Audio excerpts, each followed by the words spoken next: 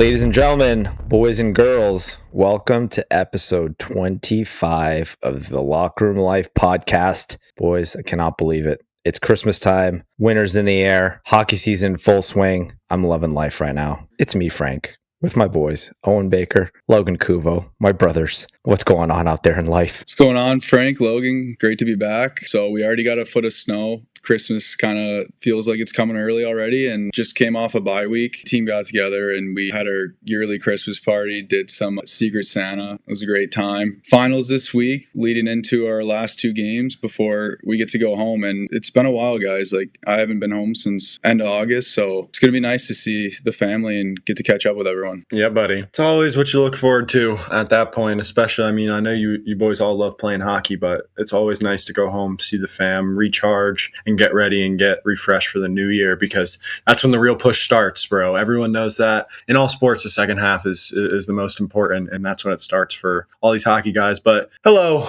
our beautiful listeners. It's Logan here. I had a busy week, but I also had a slow week because the simple fact of, they say finals week is next week, but every teacher wraps up classes this week or aren't having classes or actually having their finals this week. So I haven't had any classes, but obviously still been working on the company, still been doing some fun stuff. And yeah, I'm wrapped up. I don't got anything on my plate and just buzzing the company and into the new year. It's going to be fun. Yeah, boys. It's so crazy because we're getting to that time of year where you're like looking so forward to like a break, but your mind is just focused on next year already. So you really can't enjoy the moment. Of course, you do enjoy like Christmas with your family, everything that's going to kind of come up here in the next couple of weeks, just laying down, just a repeat of Thanksgiving. I'm just going to be laying there, just eating myself into just a coma, watching just the same horrible movies over and over and over again. But anyways, I think it's just one of those times. It's like a transitionary period. It's kind of the culmination of like the end of the year. So it's a good opportunity to think of the cool year we had, guys. This was a really cool year, especially obviously we'll go a little bit deeper into our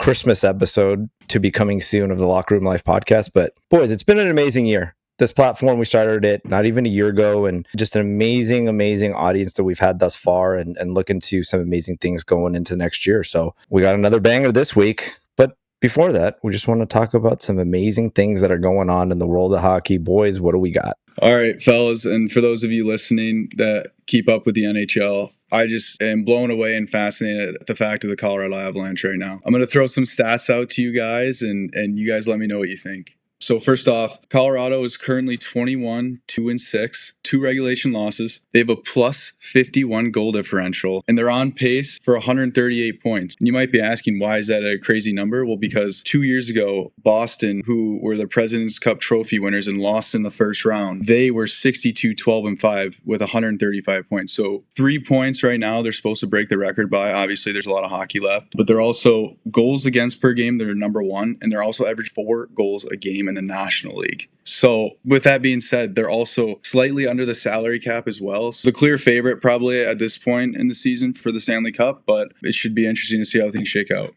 Dude, I literally saw the funniest tweet on earth today. I actually might pull it up. It was about Nathan MacKinnon and his skating and how amazing and how just, mesmerizing it is to watch MacKinnon do what he does. Like, I know you guys saw the overtime winner that, oh my goodness, just absolutely undresses the whole team and just roofs it. It says, Colorado, crazy hard on that team. I can sit down just inhaling Twisted Teas and watching MacKinnon skate forever. Seriously, I'm not even kidding. Wouldn't even get up for the bathroom. Just sit there and go to the bathroom everywhere watching the torque on those first 3 steps. Outstanding. And I couldn't help but laugh so hard because it's so true. They're mesmerizing to watch and early Cup favorite, as they should be. Nasty Nate MacKinnon's just taking all unhealthy snacks out of the room, just making sure that the boys are on a strict diet. This isn't anything he says. You guys better not be dousing candy and chocolate and all that good stuff this Christmas. I need everybody logging their food, checking in, so I know exactly what you guys are eating. But we talked about it before. The thing about the Colorado Avalanche dynamically right now is you look at their depth, right? They went to this kind of a little bit of a lull after they won the cup, kind of struggled with those depth pieces that ended up being their major strength the years that they won. Now they have guys like Victor Olofsson. They got him from Buffalo. The guy's amazing. Neckish, like what a huge pickup there, fit perfectly into the top unit and just, I don't know, it was weird. In Carolina, it was a lot on his potential, but there was something there that he couldn't really reach his potential. So I think a change of scenery, like any player, to just get into a new scenery, just get that playing time with the top unit. And of course, Gabriel Landeskog and Nathan MacKinnon are leaders. In order to win, you have to have great leaders at the helm. Like we've talked in depth about Landeskog and MacKinnon, but hate them or love them, that's what you need to be great. You need great people pushing you to be pushing the sled and to set a standard for that team. And that's why it's always interesting, guys. Like, when winning culture is literally the number one thing that gets players in line. Like you can take players that maybe have been quote unquote troubled or maybe never reached their potential, but when you put them in a winning atmosphere, there's two things that can happen. They'll either flourish or they'll completely fizzle out. And then at that point, I hate to say it, some players, they just don't stay in the league that long. Because if you can be part of a winning culture and you can have people in your corner, build your confidence, give you opportunity, that's what you need. And to be pushing you. Like to be great, you need to be pushed. So Colorado Avalanche, I think they're right in form. Landeskog, to see him back in full form, which is amazing to be not be playing for years and to be jumping back into it. Still one of the amazing stories in hockey. So I think to that, just the last thing I'll say, it's like you have arguably the best forward and arguably the best defenseman in the league on the same team, leading the offense and the defense. It's amazing. And they lost some pretty key parts when they picked up those guys too, and Rantanen, and I know Nichushkin as well, but like big parts of that Cup team. So it's cool to see how they translated. So what I want to talk about, I don't know if I consider it in the same category as amazing things in hockey that are happening right now. But oh my goodness, hockey is on red alert across the world. The Olympic rink, as everyone has been seeing, is not going to be finished. And I'm at a loss for words, to be honest, because like if that means Olympic hockey is not going to happen, who knows? But there's a lot of uncertainties up in the air right now with the whole situation in Italy and building the rink. I can hope that they get it done, but it is not looking pretty right now. Thoughts? I'm kind of seeing everything on Twitter regarding like the rink, but again, it's the Olympics. It is concerning some people, but I think they're going to figure it out and get the job done. Again, like I hope they have at least some respectable facilities guys who are coming all the way over there, and it's not easy, especially with the amount of teams that are going to be there. So I hope they figure it out quick. Inside look real quick before you give your insight, Frankie. Bus ride from both the rinks that they're supposed to be played at, like the main rink and then the other rink. That's a 5-hour busser in between those places. 5 hours. Just laying it out there. my first thought, as a term I like to use a lot of times when dealing with a lot of operations, is amateur hour. My first also question was, who got axed first for this mistake? Because you got to think, guys, architecturally, there's multiple people in a room making a decision, all the way from the planning to the laying this out, laying multiple landscapes out and having multiple people looking at it for signatures.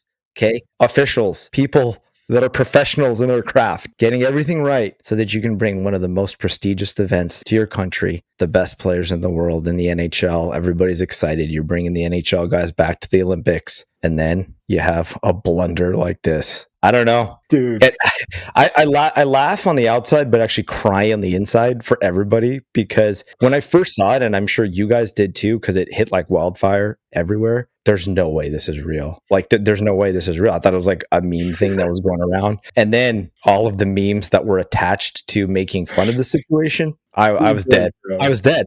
I was dead. I had to put everything down. I had to watch them all. I was dead. Did you guys see the video of the staircase kind of unfolds from like the second floor, and that's like the dressing room, so they kind of walk down, but the floors don't touch the ice. It's Dude, that's what got me. All I know is that head of architecture at the Olympics is going to be looking on LinkedIn and Indeed real soon, because it's looking hairy. The guy's he's gone from the country. He's nowhere to be. He just packs it in, just packs his bag. It's done. He's done. He's got it. He's got another identity. It's a lot easier to do in Europe. I'm not banging on it. I'm just saying it's a fact.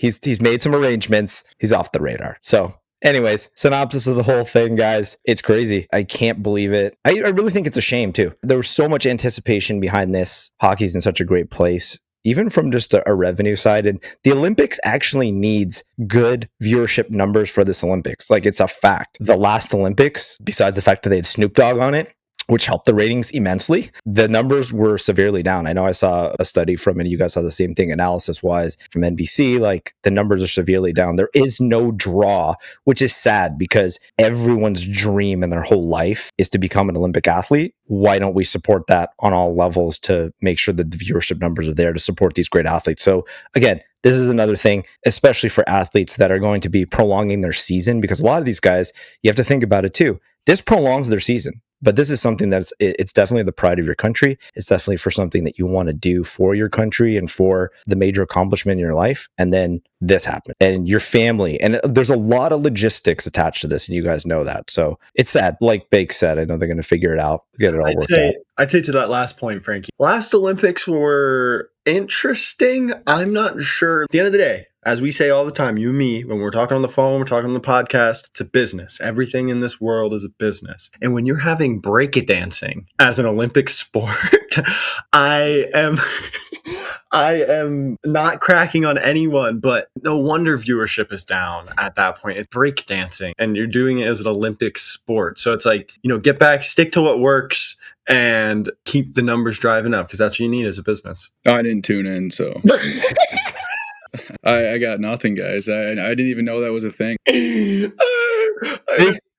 the reason why we need to capture Bakes' attention. So Olympic Committee, Owen Baker is the person that you should be targeting for your viewership. That's a Winter Olympic, or is it Summer Olympics? It was summer this past year. Like that's what Frank said. Like the last batch of Olympics was like breakdancing. They had like skeet shooting, but that one guy was like a meme for skeet shooting. The guy who was like everyone was shooting with all these like super focused in like lenses, and he just had a gun. Like he literally just had a gun, nothing else. And there were some interesting sports. Speaking of the Olympics, though, like the curling and like the bobsledding, like that's entertaining. Cool Runnings, one of the greatest sports movies ever, bar none. Guys, the Winter Olympics always has just a little bit more mystique behind it. It's the snow, it's elements. I think adds to kind of the mystique of it all. So like we said, they'll work it out. The Olympic Committee is a fully developed organization that is built for multiple scenarios to pull things off. So this is no different, and it's still going to be a great experience. I can't wait for it anyway. It's not going to take away from the hype, the rosters, all that stuff we'll be talking about as we get closer to it, but we're super excited for it. So don't let our convo deter you from watching the Olympics. No, I won't. Oh, thanks, Bakes. Thanks.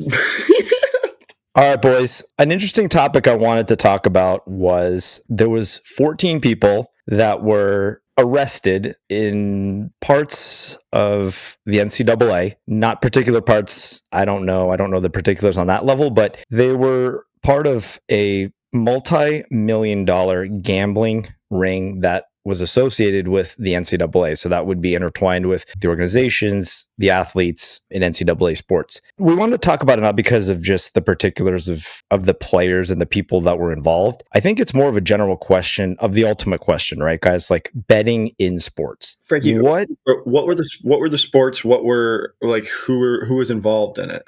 I believe it was mainly college basketball, from what I read. Mainly college basketball, and there was some college football there in as well. Like there were some incidents that now, but again, where there's smoke, there's fire. So I'm sure that they're uncovering a lot of another incidents that could be part of this. But I wanted to talk about it with you guys because betting in sports, right? Where does it have any limitations? To me, I don't think it does. But the next point of it is who's really at fault when you actually really dive into it? Is it the industry of sports betting or is it on the athletes? So I definitely would like to hear your guys' point of view and we can kind of have an open conversation about it because it's something that, again, we talked about with Owen before we started recording. He's playing Division I athletics right now. So I think it's more just an open conversation about the whole theory of betting and its intertwinement into sports in general. I'm just going to ask this thing real quick, just to preface it a little more. Like, what do they mean by gambling ring? Like fixing games and like making sure like things go wrong. Okay, Bakes, you can give your point. So from what I've read, and there's actually kind of a really cool documentary about the Arizona State basketball team when they got caught doing this back in the day. But realistically, both people are a little at fault here. But for the athletes, from these stories you hear, like they kind of get roped in by these guys. They give them a bunch of money. They think it's going to be be this one-time thing, and then they pull it off successfully, or they don't, and then they use that as collateral. So it's just like this never-ending thing. And once you're in, there's no getting out. But some of these college kids, where they may not have came from, much growing up, and you throw them $10,000-$20,000, like it's hard for them to say no. So you do kind of feel for them, but you got to know it's sketchy. And as a Division I athlete or staff member, anything like that, you have zero limitations on gambling or obviously like point shaving and things like that. I don't really know how I feel about the whole situation. And I'm being completely candid, completely honest. I think, like, to preface it, it's done by the FBI, correct? That's who cracks these. Yeah, there's an interior study where it then eventually ends up into larger FBI organizations. Yeah, Hands of the FBI. Yeah, it's interesting. And to all of Bakes' points, I think those are great. And the fact of, it's definitely gotten a little hazier with NIL. I think, schools in general now can even get involved with it, but it's been happening for God as long as sports have been a thing, and especially in the United States, at least. I mean, I'm not speaking for any other countries, but it's been a thing for forever. People have had conspiracies about it. But then on the other side, it's like, yeah, it's a lot. And, athletics are important and all, but I don't understand the government having to investigate such matters so closely. There's a lot of other things going on in our country and around the world and everything else that could be focused in on. So it's been interesting. I know this NCAA one has popped up, and then there was just a UFC one, and then there was a basketball one. So they're really busting a lot right now. So it's just interesting to me along that lines. But it's like these games for these kids, to what Bake said, is like, it's their whole livelihood. And when you kind of take that out from it, of like, the actual sport and enjoying it, and you get your hands in there, that's when it ruins everything. And like, beyond crimes, beyond all of that, I'm talking about for the human beings who are the coaches, the players, it takes the life and the love out of the sport more than anything. I'll throw maybe one or two bets on like sports betting platforms here and there, but I'm not much of a gambler. And I think it takes a lot of the, as Frank said, mystique out of everything. And it's become a really, really big, I won't even say problem. I will say problem across, the world with everything, betting at a general. Yeah, I mean, you guys brought some really great points to the table. I think at the end of the day as well, it's a large entity of business. Through the course of this episode alone, everything's a business, right? The sports gambling business is a multi-billion-dollar business. So when you have larger organizations that play and their interests are at play, what I think is wrong, and where I think it's captivating a lot of these young student athletes, is like, yes, like Bake said, hey, there's a one-time thing, one time to capitalize, and at that point,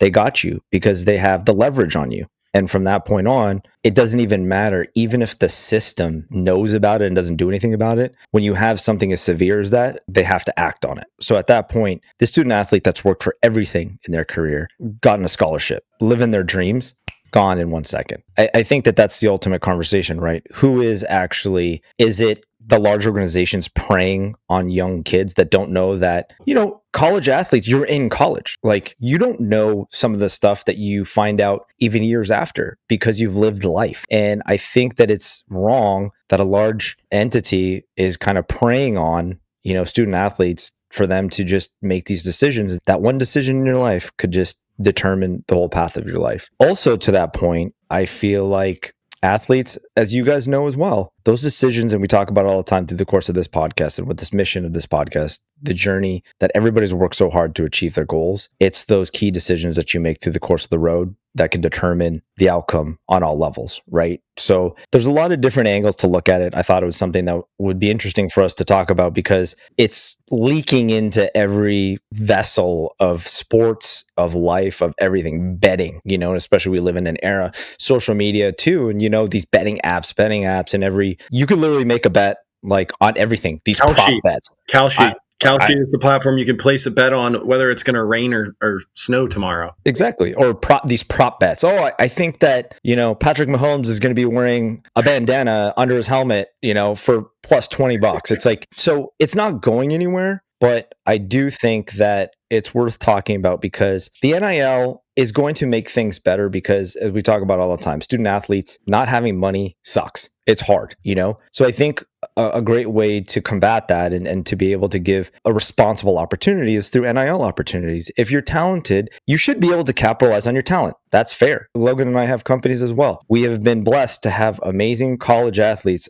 on both of our teams for Buddy and Best Damn Tape. They're amazing college kids, and they're part of great teams because they're just looking for ways to make sure that they're responsibly being able to be part of something that they're passionate about and be able to support them a little bit through college as well. So again, it's something that's very interesting. It's a topic that we can always keep talking about, but I wanted to get your guys' initial reactions on, because as the FBI dives in a little bit deeper, I'm sure there's a lot more skin to cover on this whole topic. And I'm sure, like we said, guys, let's not be stupid. This is happening out there. I just think it's one of those things where there's smoke, there is fire, and everybody will always do whatever they can to save themselves. So you're seeing a lot of that, where a lot of people are like, there's a greater good of these people working the levels to get to who's really behind it. But again, it's a topic that I thought was interesting. It leaks into something that we're all passionate about in sports, and it's just a sign of the times, right, guys? Absolutely. Nothing you can do about it. All right, boys. Another great episode on tap, episode 25. Jackson Crowder, stud forward for the Chicago Steel, who is currently, proud of him, representing Team USA in the World Junior A Challenge right now. So Jackson is an amazing kid, also represented by a friend of the family, a friend and family of Logan, Patty Bedell, OTSG Hockey, just a Class A individual. This guy is another Class A client that he has, but Jackson's root of himself is family, and that always resonates with us because that's what our whole platform is about. It's about family, it's about community, and he is so humble. He is just a stud on the ice, but also the root of his whole career and his upbringing of his family. And his mom, Lee, is a beauty. She gave us a lot of amazing stuff to kind of talk to Jackson about, but we were able to meet her in Pittsburgh, and she's just amazing. And to see a lot of these amazing kids, but also meet their parents and meet these amazing people that sacrifice so much to bring these kids up. Can't say enough about them. Crowds is awesome, man. I mean, won't give away too much, but also Ohio State commit, Washington Capitals draft pick, just an absolute stud. Really, the thing that impressed me the most about him was, meeting him in person, and like you see him on the ice and you see all these players, like he's an amazing hockey player. He comes off the ice and he's just, as Frank said, so humble, so normal, and so willing to talk to us and share his story with us. So super grateful for him and excited to see what the Steel and himself do in the future. Seeing what he's been doing in the USHL thus far, and especially this season, he's already a point per game. The World Junior A Challenge, especially making that team out of the USHL, is a very big honor, and it kind of tells how good you're doing in that league. So best of luck to him, and I hope they bring home gold. Ladies and gentlemen, Jackson Crowder. Hope you guys enjoy. Ladies and gentlemen, welcome to another episode of the Locker Room Life podcast. Honored to be joined by stud forward from the Chicago Steel, Jackson Crowder. Buddy, thanks for joining us. Thanks for having me on, guys. All right, man. So like we do with everybody, we want to wind it all the way back, especially you growing up in Allen, Texas. Kind of take us through hockey. When did you fall in love with this game that we all love? Yeah, so when I was around 3, I went to a Stars game. So I'll give them a lot of credit, and just fell in love with it. Yeah, I got a little puck, little stick, and was banging around the house. Went to learn to skate, and then the funny story, my dad found a hockey stick outside of his work. So I was in a bin, and he found it. He sanded it down. So that was my first ever hockey stick, the wood stick that my dad found. Used that for a bit. Just the Dallas Stars learn to skate program, started with them, and then just going up to the ranks. So I played for the Warriors my first year, and then Dallas Stars Elite the whole way through. So I just fell in love with it. Yeah, man. I think it's interesting. You started to play for the Dallas Stars Elite program really when it was kind of just forming into what it is today. And it's a powerhouse program. So kind of shed a little bit of light of playing for that program and the inner workings of just constructurally, because it really has become just one of the best programs in the country. Yeah, Coach Silverman's done a great job. He runs it all, so a lot of credit to him. I remember growing up, it was good to be top 20, I'd say, as an older team. But now I'm looking at these teams, they're all top 5. I'm like, what's going on? It's nuts. So growing up, I think we got better every year. We were always around 20s, and then going 15, 16s, we were top 5 in the country. So we had a good team, and then those players down there are really good now. So it's really cool to see. Yeah. Do you think that there was any key turning points throughout your youth career that really made you realize this is more than just, a kid from Allen, Texas? You're going to be doing some big things. It was tough growing up because we're from Dallas and everything. But a turning point for me was that first year I got cut, actually. So I don't know, I was 12 or something. like I was always good growing up in my little house league and whatever that was. And then these Dallas kids, they're actually pretty good. And they're like, oh shoot, I got cut. That was really a turning point for me. And I had to play for the Warriors. It's a great coach and he helped me a lot. So now I got to get to work. But I was good, made the team next year and then never looked back. I want to dial it a little bit back because we've consulted some people in your life that are very close to you. And it's a known fact that your parents didn't really know that you needed to sharpen the skates for the kids as they were growing up here. So I want to kind of shed a little light on the humble beginnings of Jackson Crowder as he started his hockey journey. Yeah, that's hilarious. They thought they were having a football player for sure. Growing up in Allen, Texas, big football school. I'm sure I was probably a rough skater back then because I couldn't turn. But I think I got it figured out now, hopefully. Pardon the pun, but turning points, it's like right on par with not sharp. Yeah, that's perfect. Early lessons. As we kind of move through the different phases of our hockey career, we always have those marquee moments and flag points where lessons learned from that beginning of you playing for Dallas Stars Elite and then mentors. Like, who was some really crucial mentors through the course of your early hockey career that really kind of helped you move along? Coach Carson Cable, he helped a lot. I still work with him to this day, but just he's really intense competitor. I think he saw some of me pretty early, so I worked with him a lot. And I'll even throw it back to my soccer coach. I played pretty much every sport growing up. I wasn't the most skilled at soccer because hockey's only my first sport. I was like center mid, defensive guy. Coach Volkin taught me like hard work. It's a lot different than hockey. You don't really have the skill you have in hockey, so you gotta work for it. And that helped me throughout my whole journey. That's awesome. And I had one question, just about being in Dallas and in that area. You see some of these other kids, who are on the same path as you, trailblazing it for these young kids at this age right now. For the Dallas area, do you think that it's going to keep growing in that aspect of, more and more players and more successful teams coming out of there? 100%. These younger guys are really good. I'm skating with some of them in the summer. I'm like, wow, like I couldn't do that at 14. We got a good group of alumni skates too. So we see the posters on the wall of draft picks. So I think we're gonna have quite a few more in this upcoming years. So it's definitely growing, and I don't think it's gonna stop. All right. You light it up. Dallas Stars Elite scores 41. Thanks for coming. Now the next phase, moving into the USHL, Sioux City. Talk about how that came about. And the big thing is just the adjustment, right? Like we talked about all the time in regards to the change and adjustment in your game to play in the USHL. It was tough. I mean, it's always tough for a rookie coming from 16U hockey. But the difference for me was ice time because from 16U, I think you're playing like half the game. All the top lines are playing quite a bit. So it's nice. And then you come into a whole new team where you're not the guy. Obviously, you want to be, and then these other guys are 05s, 04s, and you got to beat them out for a spot. So I think that helped with my physicality because in 16s, I mean, I wasn't a tough guy. Kind of learning that if I want to be playing on this team, I got to start hitting using my frame. So, and that's something I still use now. So I think that was a great opportunity for me in Sioux City, and I learned a lot from that. Yeah. Do you think there was any, mental switches from that jump as well? Exactly. Just defense too is huge, but kind of knowing like if I don't play this game, I may not even have a spot. So that's huge. Like I've never really coming up Dallas, everything like that. I've had my spot on the team, and then coming in now, like I have to work for everything I got, and every practice is huge, every game's huge. Like just go day by day with it. Absolutely, man. And when you talk about it, the USHL, best junior league in the world, kind of shed some light on the mindset of the organizations, right? It's top quality from top to bottom, the facilities, the treatment of the players, and just to allow you to develop, to grow, and to be the best player that you can. Kind of shed some light on when you came into Sioux City and just that professional approach that the league has, but also the organization as well. The league is a great league. I mean, I don't think it's really close to anything else. I think it's awesome. But coming in from 16s, having your own stick, stuff like that, it's pretty sweet. But like the arena is going. I always thought it was cool just playing in front of fans. Growing up, I was like, I just want to play in front of fans. That's all I want to do. And then I get there, I'm like, wow, this is awesome. So.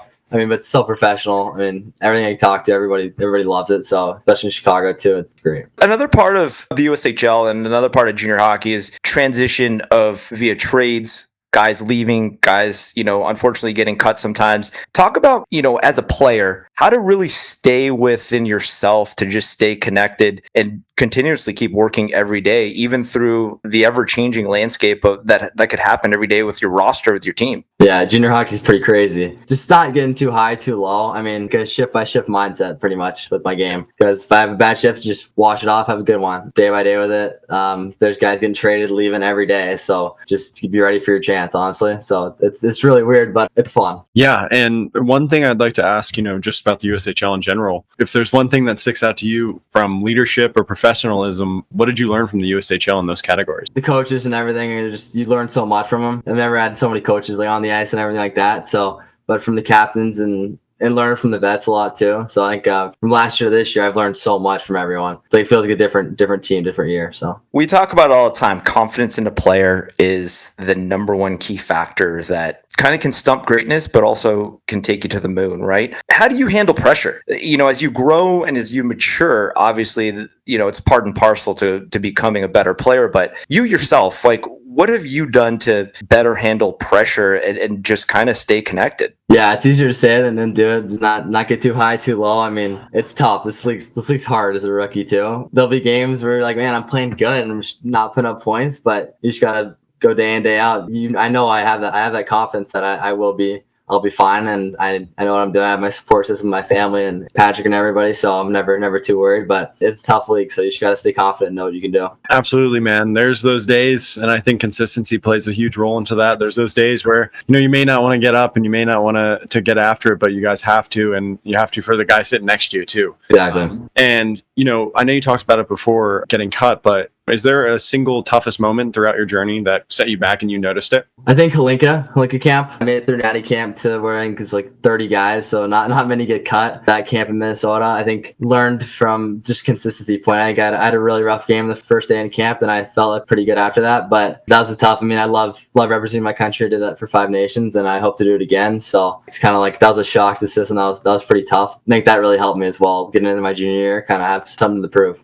Something that's small but kind of overlooked at times, right? You especially very connected to your family, which is amazing. Like we always talk about it, is the backbone and that support system that supports us as players and our growth. Talk about just leaving home, like being away from home, playing junior hockey, getting in the daily grind, the routine, and really, again, for yourself to become a better player is really forming those habits to make this into a profession. Kind of talk about your first thoughts about leaving home and how did you feel, because I think that's big for the younger generation that's listening. Yeah, I'm an only child too, so just me and the dogs at home, and leaving home wasn't easy. I mean, especially for me and my parents. I've always been home, so it's been different, but going to Sioux City, living with a whole other family, it's pretty different. So you just got to learn how to live with it. And then being in Sioux City, it's just a lot different than Allen, Texas, for sure. So a lot of things you have to learn and overcome. They get up quite a bit to see me, so it's cool. And I think it's been easier now since I've done it before, but it's always nice to go back home. And I'm really close with them too, so it's nice. It's awesome. Yeah, we've had the pleasure of meeting your mom. You guys have an awesome relationship. Yeah. And we talk about it literally every episode. They're the backbone of everything that we all do, even to this day. So it's awesome. And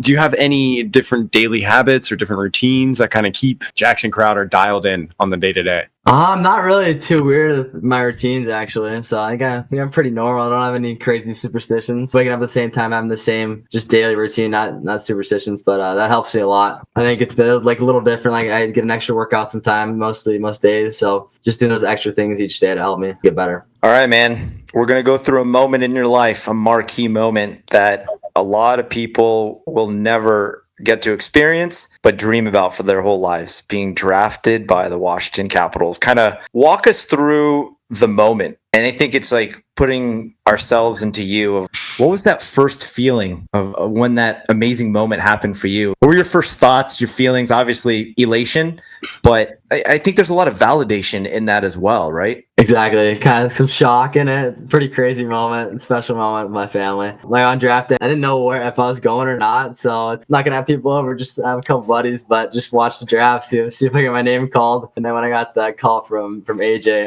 Taves from Washington, it was a really special moment. Family was freaking out a little bit. So it was awesome. I mean, unreal experience. Couldn't have gone any better. Buddy, I'm sorry, I'm not going to let you off the hook on this one. When you see the number on your phone, are you just like... Washington, D.C. Site. You're just like... Yeah, it was... my phone rang, I was like, please. I see Washington Capitals scout, AJ Taves. I'm like, oh my God. And he's like, you hear the news? And I'm like, nope. Like, just drafted. No. I'm like, oh my God. You can't even imagine. The feeling is insane. Yeah, man. It's got to be unbelievable. Just absolute adrenaline to the max. And it's just, such a good moment for you to share with your family. But I wanted to ask you your point that you said, you didn't have a lot of people over. You didn't know if you were going to get picked. How does being a fifth rounder fuel your motivation and fuel your fire to keep going and get better every year? Yeah, I'll bring it back to being a seventh rounder in Sioux City. I don't know if people realize that, but my family, we always use the term chomp people up, chomp the next guy up. So in Dallas, I wasn't the best guy at first, obviously getting cut. So I just keep chopping up every year a guy. So I think I've done well with that in USHL draft. And keep doing that in the NHL draft. That really fuels my motivation. So just bringing it back to that helps a lot. I love it. Another amazing experience, man. You go to development camp. Kind of walk us through your thoughts when you walk in the locker room, see the equipment. It's just, I need to know. We talked about it a little bit in Pittsburgh, but we're going long form right now. So I want you to go the elongated version. I didn't even know how to get to really the rink. I was with a couple of buddies, and we're walking, and we go through this door. We're like, that's not the right door. We go around. We're finally finding out, like, how do we get to this arena? And we get up the elevator, we're walking the doors, and then finally get to the locker room, and I see my name. I'm like, it's unreal. See all the equipment, and then we get our sizes and stuff. Just putting on that helmet and gloves for the first time, we're like, wow. This is what I've always been dreaming of. Like, it's just now I'm on the Washington Capitals practice ice, practicing with them. So, yeah, insane. Did you see Ovi? I did. Yeah, at rookie camp, I saw him. So cool.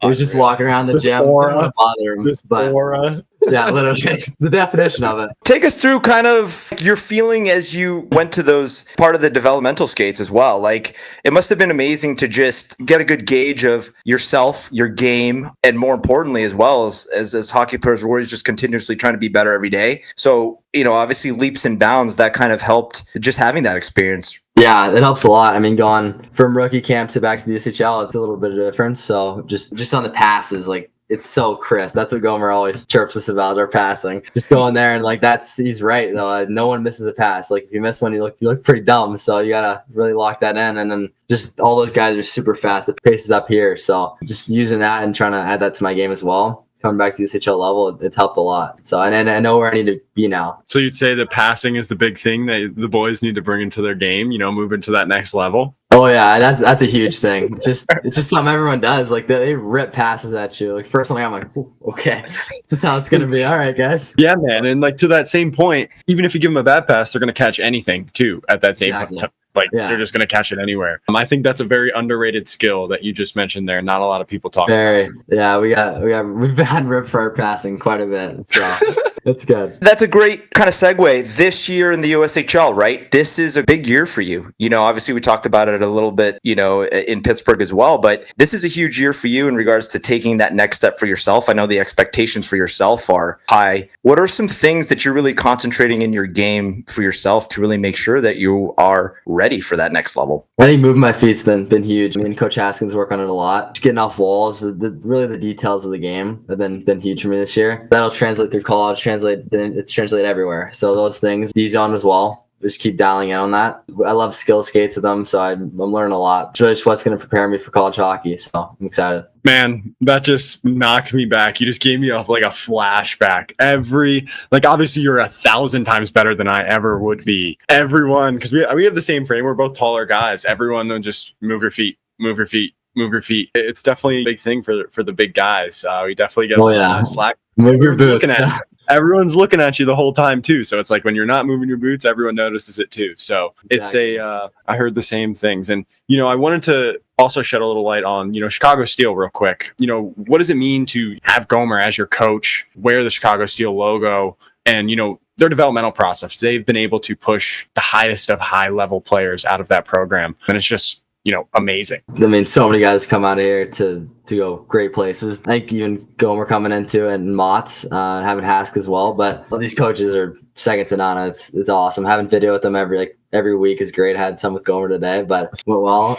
But just the skill skates, like I said, you have every resource to get better. The gym's great. There's no excuse, pretty much. So we have a great system here. I'm excited for the year. Looking into the next step for Jackson Crowder, committed to Ohio State. Take us through the process, man. Like, why Ohio State? Obviously, Logan's going to chip in on Ohio State because he loves Ohio State. A++ program. Kind of take us through everything you see on the surface, but for yourself, why did you feel like Ohio State was the best choice for you? During the recruiting process, Coach Curlin talked to me. I feel like it was around every day at the end of it. Just I feel like they really, really wanted me, and talked to all their coaches. They're great. And then when I went on the visit, I was like, yeah, this is the place for me. I wanted to quit right at the spot, but I'm super excited to go there. I think it's going to go great. So really cool. Oh, crowds, we could have a whole conversation about Ohio State. Don't you worry. I'm Columbus, Ohio, so very, very biased to them, but their coaching staff and equipment manager who I work with all the time is, just unbelievable, first class. And, it's so awesome. And, are there any goals that you're setting for yourself right now to, make sure you're ready for that next level? And then I think also looking ahead too at Ohio State, what do you want to accomplish there? Obviously, we're a national championship. That's the number one goal. They've never had one, so it'd be great. Day in and day out, just keep working on the details and move my feet like that. Working with Chicago Steel first. That's all I'm worried about. Clark Cup championship right now. Other than that, we'll get into it. Super excited. There's a really exciting challenge for yourself, right?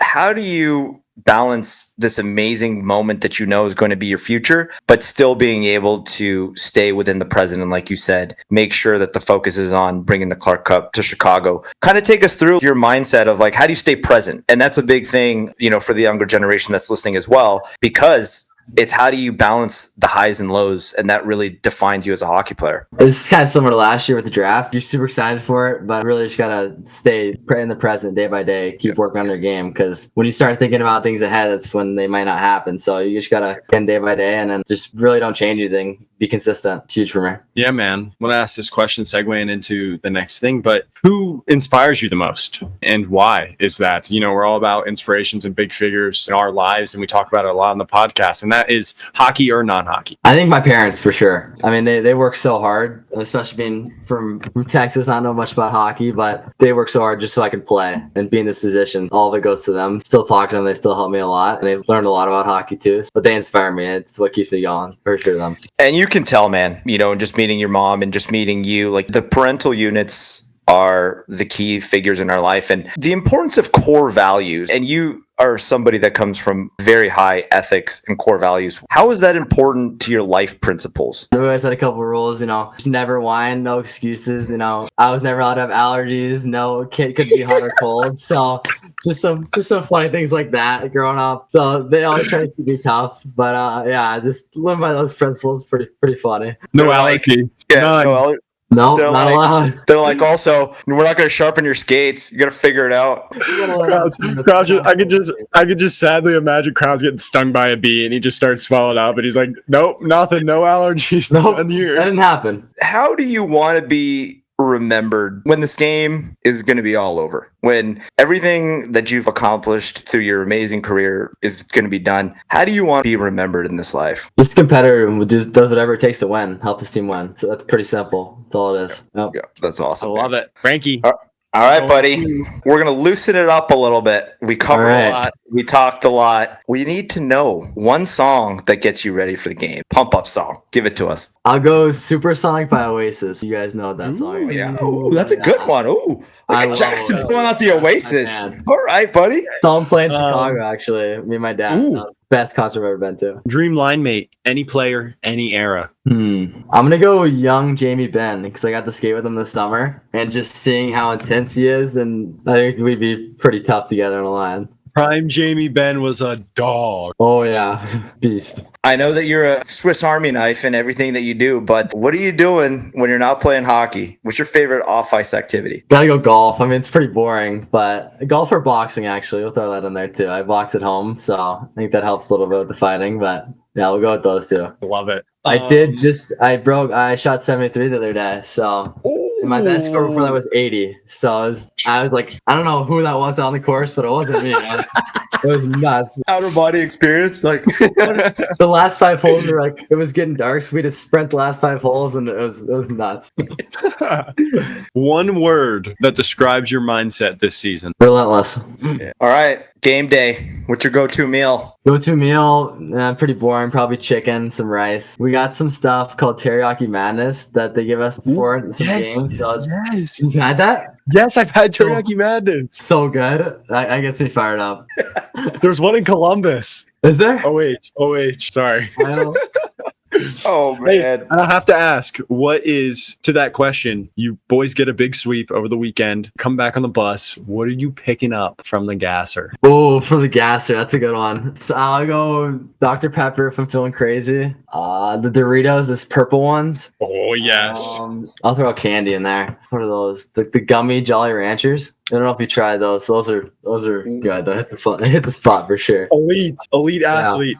Elite order. All right, buddy. Advice for the next generation to all the young listeners and everybody who's listening right now that wants to be in Jackson Crowder's spot, working their way up the ranks. What's your advice to them? Just take it day by day. Don't get too high, too low. I mean, if they're on junior hockey's tough. So you're gonna have ups and downs. It's just how life goes, but it's how you overcome them. So I think that's been huge for me in my career. Brother, we also cannot glaze over the fact, and Logan, you can chip in on this one also. Patty Bedell, your agent, former Locker Room Life guest, but also part of this family. And he represents you, and we love him to death, and we want to give him a shout out. It's just picking up another quality, amazing human such as yourself. And He's the best. Yep. And for us, man, we are all about just spreading the word and growing the community. And we can't thank you enough for joining us because you're just a great person and you're a great player and you're going to accomplish amazing things. And we just love to, just tap into guys like you that your knowledge can help the next generation grow and grow the community. So thanks a lot, brother. Thanks a lot, guys. It's been a blast. Dude, it's amazing. I can't wait to see you suit up in the scarlet and gray. Going to be catching some games. It's going to be awesome. Please, probably going to text Patty after this, but tell him we said thank you so much. And we are so glad that he's a part of the family and now that you are. And it was amazing. Thank you again. Whoa, before I let you go, I have to ask you one thing, Jackson. Do you still know the words to the poem Ode to Hockey? Oh, no chance. No chance. Oh man, we'll probably throw that up when we do the interview. Just a little shot that mom gave us. But no, in all honesty, your mom's amazing. You're amazing, and your family unit. We were so blessed to have an amazing family support system that supported us through our hockey career. It's amazing to see how grounded you are, and can't wish you anything but the best. Bring that Clark Cup home, buddy. Yes, sir. Thanks, guys. Really appreciate it. All right, of course, brother. Thank you so much for Jackson Crowder joining the Locker Room Life podcast. Like we said, guys, as you can tell after that interview, so humble, so talented, but more importantly, just, the roots of his life. The kid is based on the foundation of family. And that's something that, like we said, just resonates with us, the Locker Room Life podcast, because the family, we say it all the time, right, guys? The unsung heroes in this journey. And we can't say enough about how amazing he is, but we know he's going to be reaching so much more in his career in hockey and in life. I can't thank Crowds enough for coming on. As Frank said in the pre-interview, meeting his family was amazing. You could really see why he is who he is. He was raised by, great people, and it kind of translates across all platforms. A successful hockey player. He's a great kid. He's going to a great school. I'm nothing but ecstatic to see his career unfold. Jackson, thanks for coming on, and good luck the rest of the way. Boys, this wouldn't be possible. Wouldn't even be allowed without the support of our lovely sponsors. Buddy Hockey Club, Best Damn Tape, Cut Shield Hockey, Bambino Shave Cream. It's the holidays, guys. Until we hit the end of the year, I'm just going to say I appreciate you so much. I love you guys, man. And during this time of the season, it's always just about family. It's about getting together with everybody and just being able to enjoy and just look back at this amazing year, how blessed we are, how excited I am to end this year, but also move into the next amazing year. So love you guys. Love you all. Thank you so much for always listening to us talk. It means the world. Love you guys. Happy holidays.